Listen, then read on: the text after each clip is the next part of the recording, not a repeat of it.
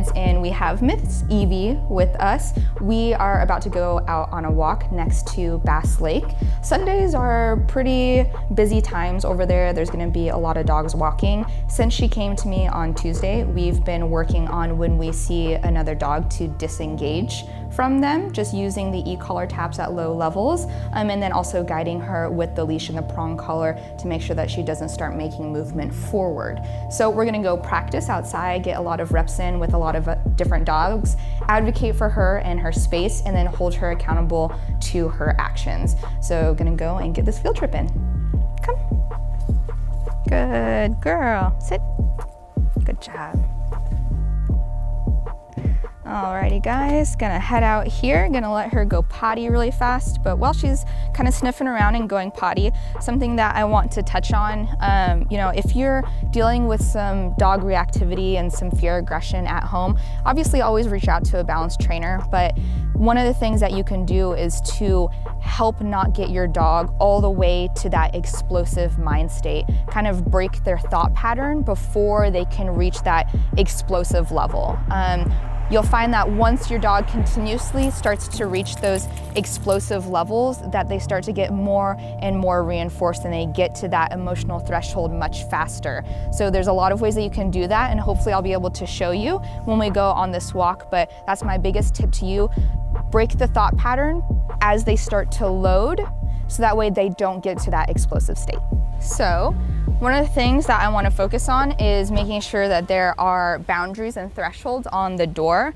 One of the times that Evie reacted and actually ended up biting another dog was when her and her family were going out hiking, and she saw a dog walking by the car. She ran out of the car and attacked the other dog. So I want to put a very clear threshold right here that this is permission-based, and only when I say that you can come out are we going to come out, and then we're going to center and refocus. So she's pretty highly loaded right here. So I brought some tasty treats, not just her kibble for today. And I want to, every single time that she shows me good behavior, I really want to reinforce that. Good girl, very good.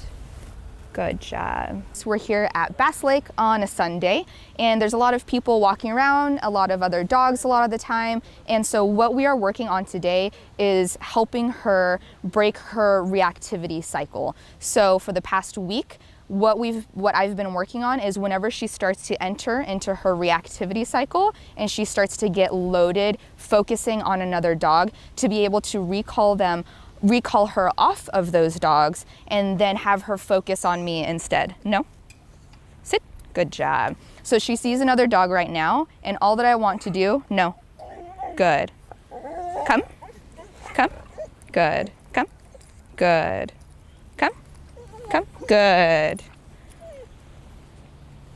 Good. Good. Come. Good job. Very nice. Sit. Good. Come. Good. Sit. Good.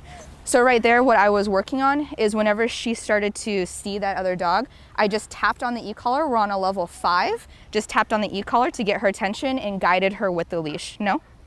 Good. So you can still hear that she has a lot of emotions pent up, the whining, the pacing, the sniffing.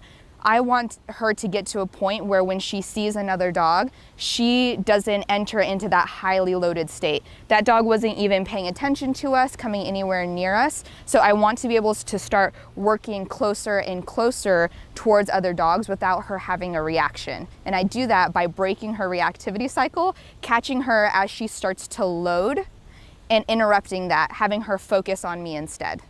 So we're still working on those really low levels. We have our first dog coming up. So what I'm looking for is for her to focus in on the dog if she sees it. Good. Good. Good job. Sit. Good.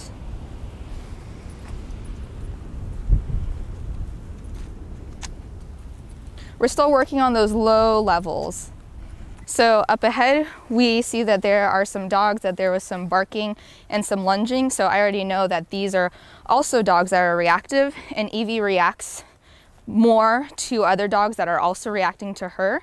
So I'm going to make sure that I give her space, but I'm also going to hold her accountable to that heel position.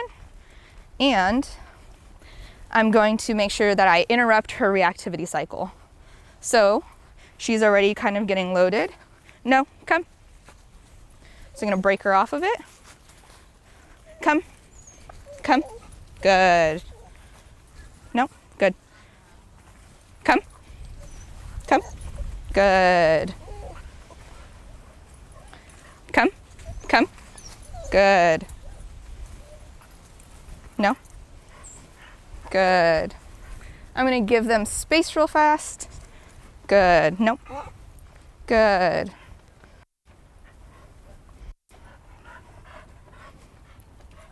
Good. No.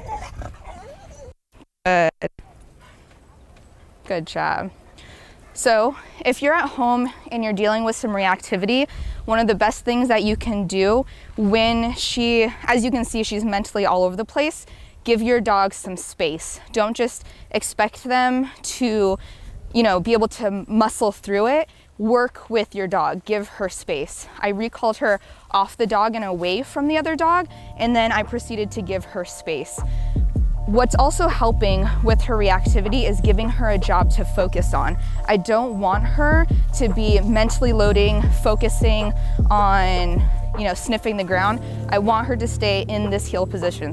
All right, guys, so we're going to finish up our walk here, but that was a really good intro to Miss Evie, getting some more repetitions in with being able to work in front of other dogs. Don't forget to like and subscribe us on YouTube and find us on Instagram at canine_performance.